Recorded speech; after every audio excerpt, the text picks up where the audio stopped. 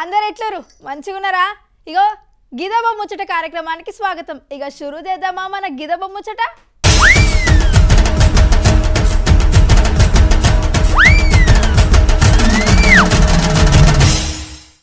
మనోళ్ళ చాలా మంది ward member ఎలక్షన్లు, సర్పంచ్ ఎలక్షన్లు, ఎంపీటీసీ, జెడ్పీటీసీ ఎలక్షన్ చూసినాముల్లా.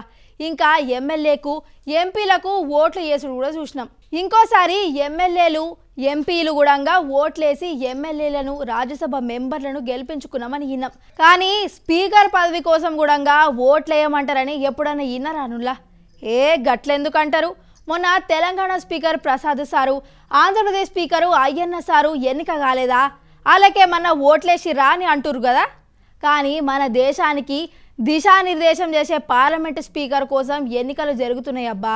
కాకపోతే గాలకు మనం ఓట్లేయం, మొన్న గెలిచిన ఎంపీలు ఓట్లేస్తారన్నట్టు. పువ్వు పార్టీ గ్రూప్ వాళ్ళేమో ఓం బిర్లా సార్ను స్పీకర్ కుర్చీలో కూర్చుండబెడదామని అనుకున్నారు.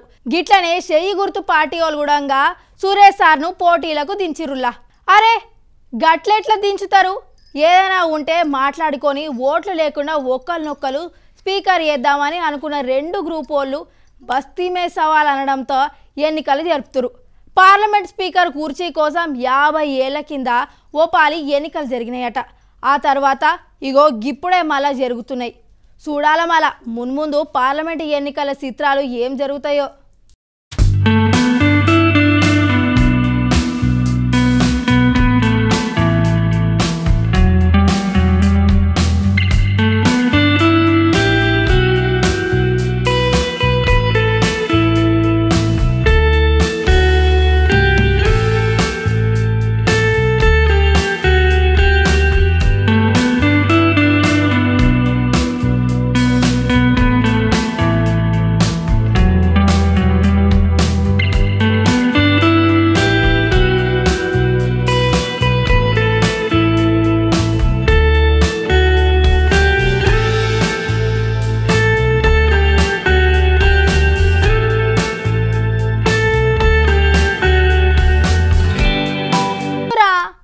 బస్తాలు ఉన్న బిస్కెట్లు నేను తినలేదని మనం చిన్నగా ఉన్నప్పుడు గిట్లా ఓట్లేసుకుంటాం, గుర్తుందానుల్లా?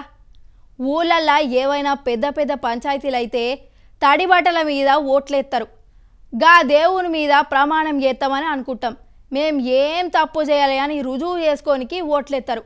కానీ మన హుజూరాబాద్ ఎమ్మెల్యే కౌశిక్ రెడ్డి గట్లనే షెయ్యి పార్టీ లీడరు ప్రణష్ మధ్యలో ముదిరిన ఓట్లలోల్లి మస్తుగా నడుస్తుంది పో.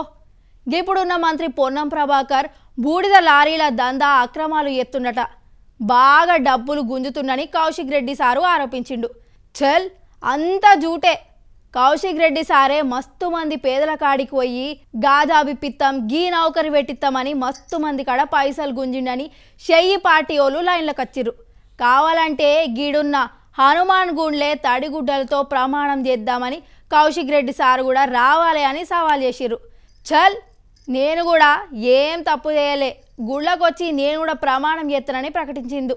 తీరా నిన్న గుడికి పోదామనే టైం కల్లా కౌశిక్ రెడ్డి ఇంటికి వచ్చిన పోలీసోళ్ళు ఆయనను ఇంట్లోకి వెళ్ళి టైంకి రానియలేదు. ఇంకేముంది, ఇంటి ఆకిట్లనే కూసిన కౌశిక్ రెడ్డి బట్టల మీదనే స్నానం చేసి నేనేం తప్పు చేయలే అని చెప్పిండు. నన్ను ఉత్తగానే బద్లాం చేయకురే అని ఓటు తిన్నాడు. అటువైపు కాంగ్రెస్ వాళ్ళు కూడా హనుమాన్ గుండ్లకు పోయి స్నానం చేసి ఓటు తిన్నారు.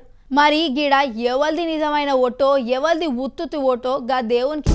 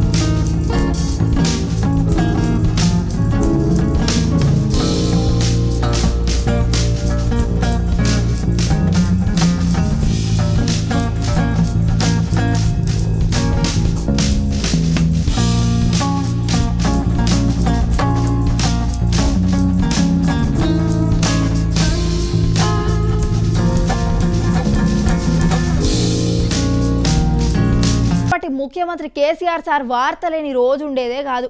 నిజమే మరి. గప్పుడంటే గా సారు ముఖ్యమంత్రి పదవిలో ఉండే. రోజు అధికారులతోటి గట్లనే మంత్రులతోటి పార్టీ నాయకులతోటి ఏదో ఒక మీటింగ్ పెడుతుండే కాబట్టి యాడ చూసినా సారు వార్తలే ఉండుండే. దానికి తోడు మన సారు చిన్న చిన్న జోకులు ఎత్తాడు. కథలు శాస్త్రాలు ఎప్పుడు అవతల పార్టీ లీడర్ల మీద దుమ్మెత్తి ఓసుడైతే మస్తుగుంటుండే అబ్బా. కానీ ఎన్నికలలో ఓడిపోయి అధికారం పోయినాక బయటకు వచ్చుడే మానేసిండు. తెలంగాణలో రాజకీయాలు రకరకాలుగా మారుతున్న గులాబీ పార్టీ ఎమ్మెల్యేలు గాంధీ భవన్కు లైన్ గడుతున్న పార్టీ లీడర్లు వేరే పార్టీలకు పోతున్నా కానీ సప్పుడే ఎత్తలేడు. ఇగో గిన్ని దినాలకు గాసారు మళ్ళా మీటింగ్లో పెట్టుడు షురు చేసిండట. గయనకు చాలా దగ్గరుంటే పోచారం సారు గట్లనే సంజయ్ కుమార్ సారు కూడా పార్టీ మారిండు. ఇంకా చాలా మంది ఎమ్మెల్యేలు షెయి షెంతకు పోతురు. గులాబీ పార్టీలల్లా ఎమ్మెల్యేలు ఓలు మిగరలని బాగా గుసగుసలు రావడంతో గా సారు అలర్ట్ అయ్యిండన్నట్లు. నిన్నటి సంధి గైన ఫామ్ హౌస్లోనే మీటింగ్లు పెడుతున్న కేసీఆర్ సారు ఎమ్మెల్యేలను గట్లనే ఎమ్మెల్సీలను ముఖ్యమైన లీడర్లను ఆడికే పిలిపించుకుని మాట్లాడుతున్నట. మీరేం రంది పడకుర్రి, ఈ కష్టాలు మనకు కొన్ని రోజులే, మళ్ళా మనకు మంచి రోజులు వస్తాయని ధైర్యం చురువు ఎత్తురట. అప్పటిదాకా మీకు ఏ ఆపదొచ్చినా నేను చూసుకుంటా అని భరోసా ఇస్తున్నట. చూడాల మరి ఈ సారు మాట ఎంతమంది వింటారో, ఫామ్ హౌస్లోకి వెళ్ళి వచ్చి గాంధీ భవన్లకు ఎంతమంది పోతారో.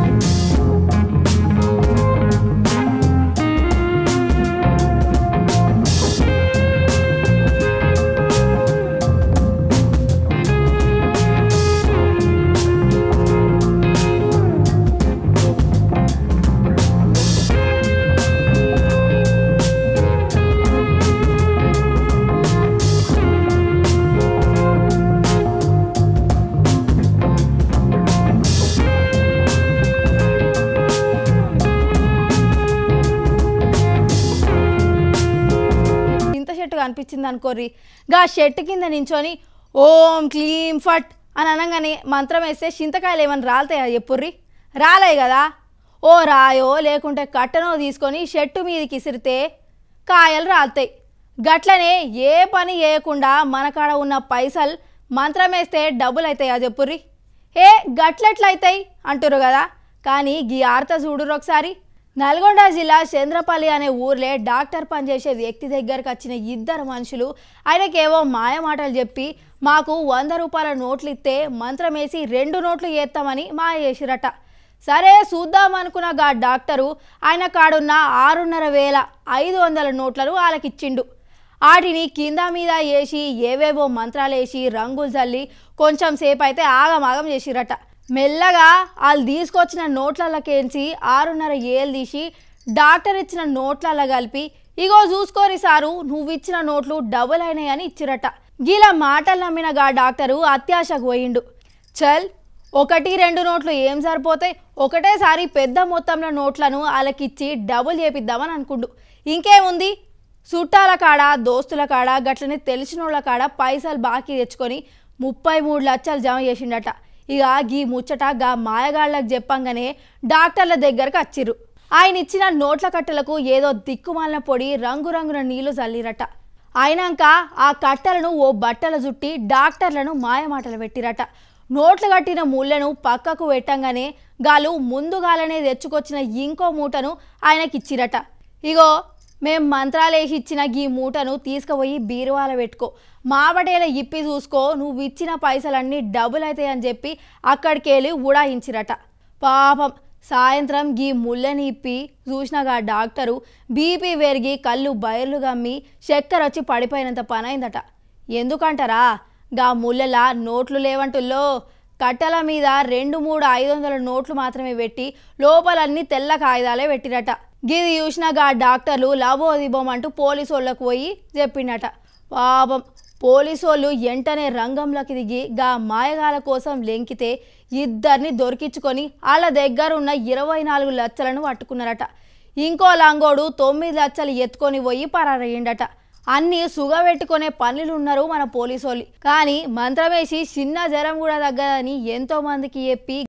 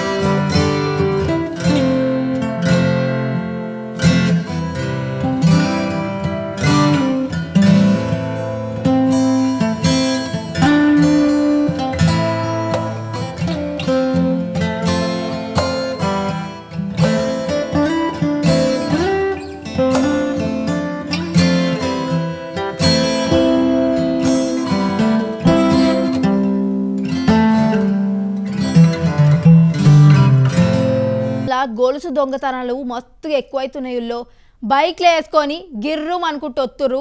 ఆడోళ్ళ మెడలున్న గొలుసుని ఎత్తుకొని పోతుర్రు. పల్లె పట్టణం లేదా ఎన్ని జాగలల్లా గిసొంటి దొంగతనాలే చాలా కనిపిస్తున్నాయి. గిట్లా దొంగతనం చేసేటోళ్ళు ఎక్కువ మంది పోరగాలే ఉంటారని గా మధ్య పోలీసోళ్ళు చెప్పిరట. దోస్తులతోని దావత్ చేసుకొనికో లేదా గర్ల్ ఫ్రెండ్తో షికార్లకు పోనికో పైసలు లేక గిట్లా షోరీలకు ఎగబడుతున్నారని చాలా ముచ్చట్లు వినిపించినాయి. కానీ ఈ నెల 19వ తారీఖు నాడు రామంతపూర్లో ఉన్న డీడీ కాలనీలో జరిగిన గొలుసు దొంగతనం కాదిన్నారనుకో మీకైతే దిమ్మ తిరిగిపోతుందో. అసలు ముచ్చటేందంటే ఉప్పల్ దగ్గరున్న ఓ ఈవెంట్ కంపెనీలో నౌకరీ చేసి సునీత్ కుమార్ అనేటైన గాయన భార్యతో కలిసి రాఘవేంద్రపురంలో ఉంటున్నాడు. అయితే ఏవండి గీ పట్నం బాగా యాష్టకొచ్చింది, కొన్ని రోజులు గోవా పోదామని సునీత్ కుమార్ను అడిగిందట గాయన ఇంటామే. అరే లేక నా భార్య ఒక్క కోరిక కోరింది, గది కూడా తీర్చకుంటే నేనెందుకు అనుకున్నాడో ఏమో కానీ మనోడు మాత్రం పైసలు జమ చేసే పనిలో పడ్డాడు. చల్ గా పైసల కోసం ఎన్ని రోజులను కష్టపడతాం అనుకున్నాడో ఏమో కానీ అన్న మాత్రం పైసలు జమ చేద్దామని అనుకుండు. ఇంకేముంది 19న డీడీ కాలనీలో ఉండే పారిజాత అనే అవ్వ ఏదో పని మీద ఇంట్లోకించి బయటకు వచ్చింది. గా టైంలో గా గల్లీలో ఎవ్వరు లేరు. గా అవ్వ ఒక్కతే ఉందని చూసిన మనోడు రయ్యమనొచ్చి ఆమె మెడలున్న గొలుసును గుంజుకొని ఉడాయించిండు. గా గొలుసును దోస్తుకిచ్చి ఎరుకున్న బంగారం దుకాణమైన దగ్గరికి కుదువ పెట్టి 70 ఏళ్ళు తెచ్చుకున్నట. ఇంకేముంది గా పైసలు జేబులో పెట్టుకొని ఇంటామెను తీసుకుపోయి గోవా చెక్కేసిండు. వచ్చిన పైసలు ఒడిసేదాకా ఎంజాయ్ చేసి తిరిగొచ్చిండు. ఈ ముచ్చట మీద విచారణ చేసిన పోలీసోళ్ళు సునీత్ను పట్టుకొని బొక్కలేసిరు. అయినా కానీ భార్య కోరిందనో లేదా గర్ల్ ఫ్రెండ్